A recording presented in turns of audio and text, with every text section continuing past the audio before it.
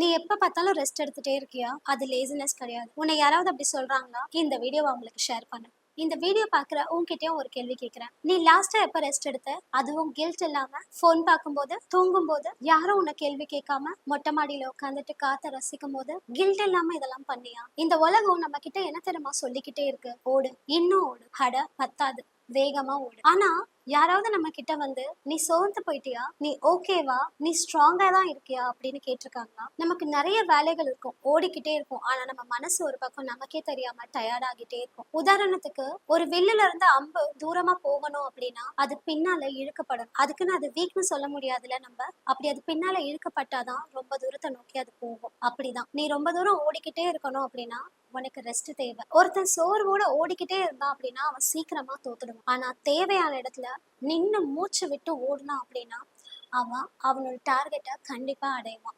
நீயும் அப்படிதான். என்ன, எல்லா நாளும் நம்ம ஸ்ட்ராங்கா இருக்கணுமா என்ன? அப்படிலாம் கிடையாது.